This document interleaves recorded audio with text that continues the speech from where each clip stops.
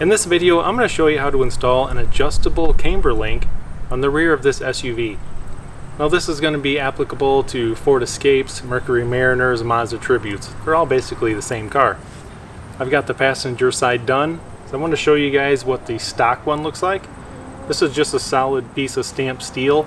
It is not adjustable. So once these cars hit about 80,000 miles, the rear wheels start to taper. Now, if you ever see the back of a BMW SUV, they are notorious for those things wearing out. You'll see the back wheels kind of off camber.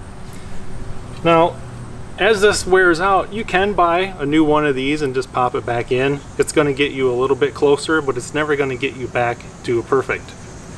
So what you can do is get one of these adjustable camber links, and you can adjust the length of this to get your back wheels perfectly straight up and down, or whatever camber they're supposed to be. So if we take a look at the driver's side, as you can see, I have the lower control arm put in place. Now that did correct the camber by about 2 degrees. And that one up there, that upper, that's the factory original. As you can see, it's not adjustable. So this wheel is still 3 degrees off from where it should be. So if I just put another factory one on there, it might correct it by a degree, degree and a half. But I'll never get it perfect because everything's getting wore out in this car.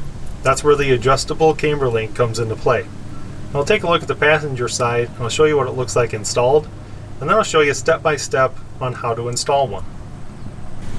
So here's the passenger side. As you can see, I've already installed a new lower.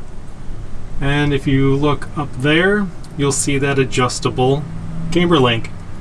Now all I got to do is turn that and I can adjust the camber of this rear wheel. Right now I've got it within about 1 degree. Now we're going to go ahead and do the other side.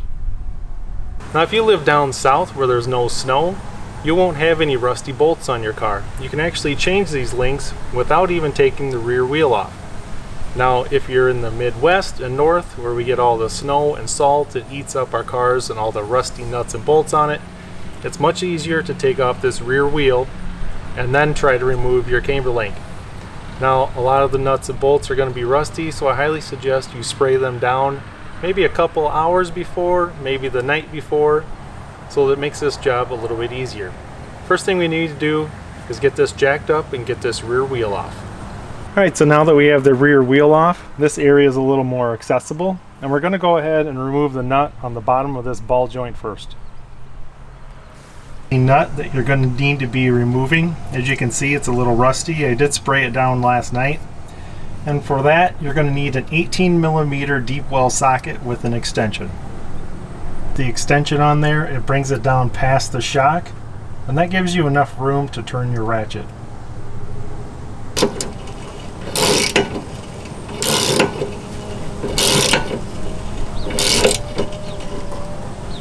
Now here's a good tip for you.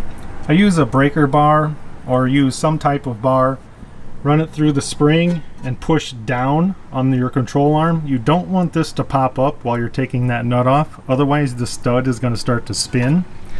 Now if it does, you can take a 9mm socket and you can put it on the end of the stud, and then you're going to have to use an open end wrench to get the nut off.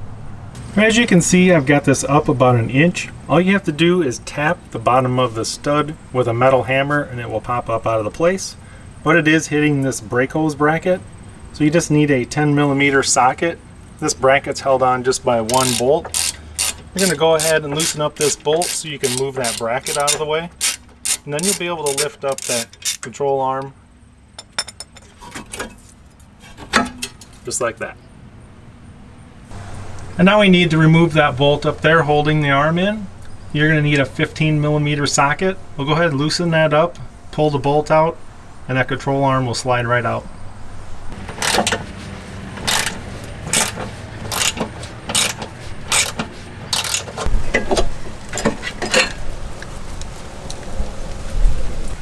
And now to start out and get my length close, I'm going to lay the new adjustable one on top of the old one. And I'm just going to make it about a 1/4 inch longer. Now that I've got my new adjustable camber link about a 1/4 inch longer than my factory one I pulled off, simply just going to slide that into place. and put the bolt back in.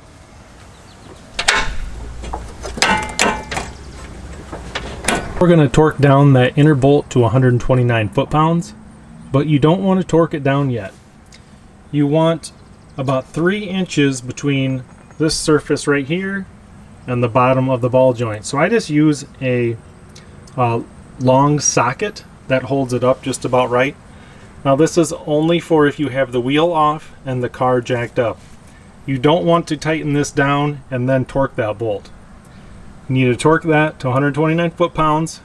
You have this about 3 inches off of that surface, which is almost equal to a long socket. We're going to torque that down, and then you're going to push this down. It's going to be under a little bit of pressure, and then we'll go ahead and torque this nut to 40 foot-pounds.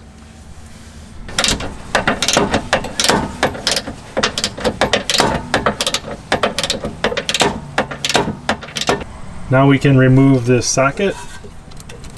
Go ahead and remove the nut off of this stud.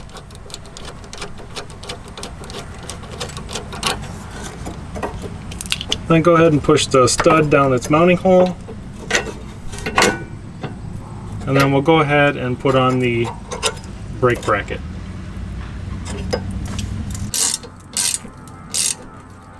Put your nut on. We're going to tighten this to 40 foot-pounds. And use that breaker bar and keep this pushed down so you don't spin the stud. If you do, you can stick an Allen key in the bottom of that stud to hold it from turning.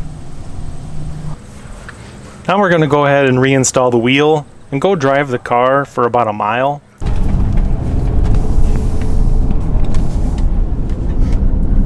Now you just want to drive the car around for about a mile or two and trying to go over a bumpy road. We want that suspension to kind of settle in. And then I'm going to show you how to check the camber.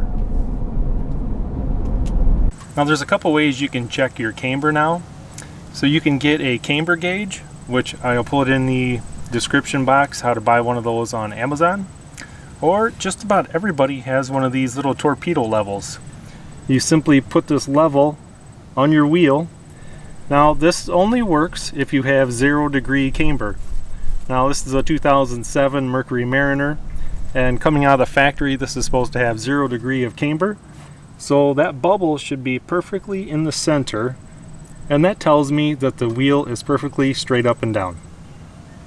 If you do need to move your camber, whether it's longer or shorter, all you got to do is make sure the 2 locking nuts are loose, and then you just use a wrench like this, and all you do is turn this, which will make it longer or shorter, which will adjust your camber. Tighten up your lock nuts and you're good to go. Now congratulate yourself for a job well done. You saved yourself about $350 over taking it to a dealer. Now I do highly recommend you take it to an alignment shop and have a professional do an alignment. I showed you how to use the torpedo level just because everyone pretty much has one in the garage. Now if you do have a plus or minus camber on your stock vehicle, you are going to want to get a camber gauge, and you can pretty much do it yourself. Hope you guys enjoyed this video, and thanks for watching.